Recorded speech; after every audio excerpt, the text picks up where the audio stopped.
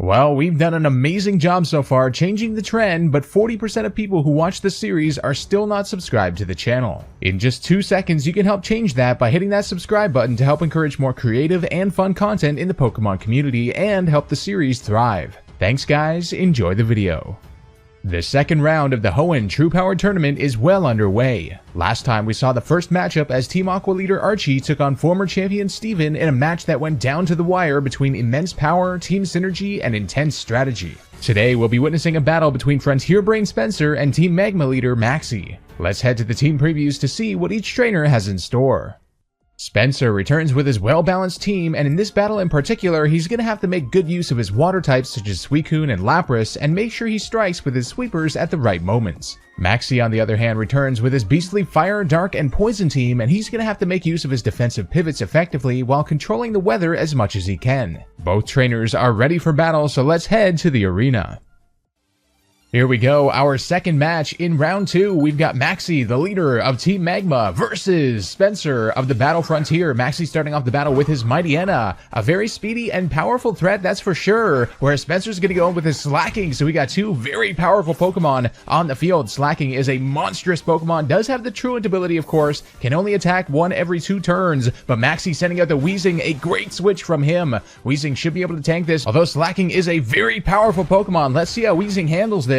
No, it doesn't do over half, but the Weezing doesn't get the paralysis either and will get some recovery. So now Spenser's kind of stuck out there on the field with that Slacking and will be forced to switch, cannot attack on this turn. And here comes the Arcanine being switched in here. Now this might have been a really good switch if the Weezing, yes, the Weezing went for Will-O-Wisp. Oh, the Arcanine will get his fire type moves powered up actually by the Flash Fire. What a great switch there from Spenser. Predicting that Will-O-Wisp, realizing that the Weezing might want to burn something on the switch and sending out the perfect counter. But now the Houndoom coming out on the field. Arcanine going for the Flare Blitz. Oh, and Houndoom has Flash Fire too. Oh man, what a switch by Maxie. This is a high level battle. Now the Dark Pulse coming out from Houndoom should do a good amount of damage. Yes, a great amount of damage on that Arcanine. Arcanine now going for the Wild Charge. Those Flash Fire switches were unreal, and the Houndoom surviving too in the red, and Arcanine just barely surviving after the Life Orb and Recoil. Both fire types in the red, but now the Extreme Speed will give Arcanine the victory over the Houndoom there, although the Life Orb damage, yes, the Life Orb damage takes down the Arcanine too. What a battle this has been so far, and it's only just begun. Here comes the Mightyena back on the field now. It'll be interesting to see what Spenser sent out, the Lapras. Now, Lapras is normally a specially defensive Pokemon, so it might not deal with Mightyena in the best way possible, but let's see. Yes, Mightyena going for the crunch here. Let's see how much that does on Lapras. Oh, eating that up pretty well, taking only about a third damage, and here comes the Hydro Pump on that Mightyena. Whoa, massive damage, but the Mightyena just barely survives. Maxie perhaps has nothing. He wants to freely switch into a Hydro Pump, so he's going to go for Crunch again, doing a good amount. Oh, but the Lapras does have the Citrus Berry, it looks like. That will bring it right to about half health. And here comes the Ice Beam, a great play by Spenser, just in case Maxie did decide to switch there. And the Mightyena going down to that Ice Beam. Lapras putting in some good work here. Oh, but here comes the legendary Groudon. Groudon is on the field and will start the drought. The problem being that Lapras still has access to Ice Beam here, so although his water moves might be lowered, but no, Spenser's going to switch out from the Lapras actually into what is the question, into the Suicune. Oh, we've got a legendary versus legendary battle here. Let's see how this turns out. Boy, this is exciting. Groudon going for Stone Edge. Oh, the Suicune does avoid it though. A great play by Spenser there, predicting the Stone Edge on the Lapras, switching in the Suicune, which would have tanked it pretty well anyway, and the Ice Beam doing about a third on that Groudon. Groudon is so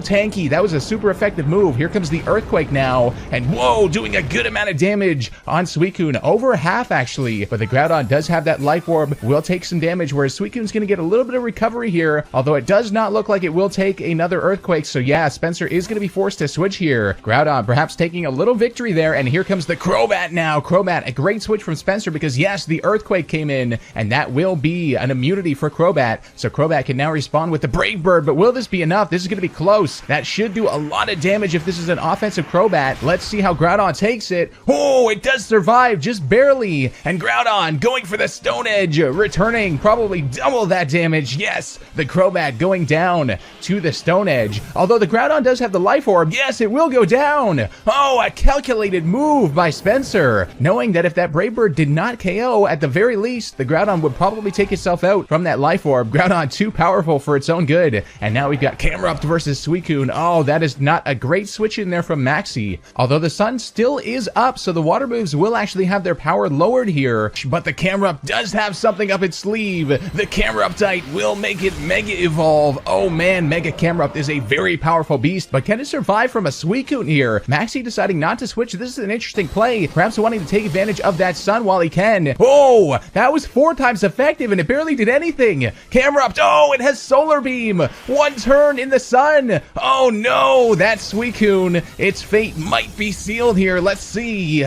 Yes, the Suicune going down to the Mega Camerupt. What a play there from Maxie. Perhaps unexpected by Spenser. I think unexpected to all of us. That Camerupt absolutely ate up that Scald, even though it was 4 times effective in the last turn of sun. But now the Lapras is on the field here with no sun to worry about, so Maxie will be forced to switch out into the Crobat here. Crobat coming out on the field, the Lapras going for Hydro Pump. Good thing that wasn't an Ice Beam. Good thing that Spenser did not predict that, and the Crobat taking about half damage, but after leftovers will have definitely more than half health here from the Hydro Pump. But the Lapras can always go for the Ice Beam, which will KO, so the Crobat has to hope to KO here on the Lapras. I'm not sure. Should do a good amount of damage regardless.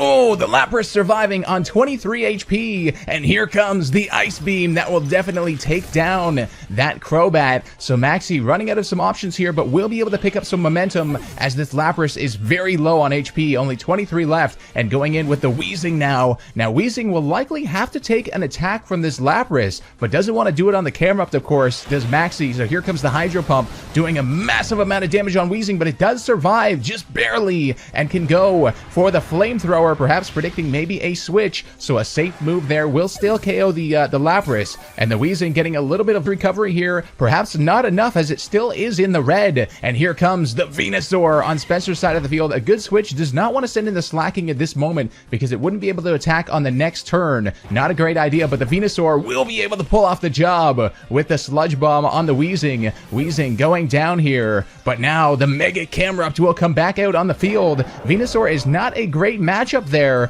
We'll have to see what it is able to do, going for the Sludge Bomb here. That will be Stab.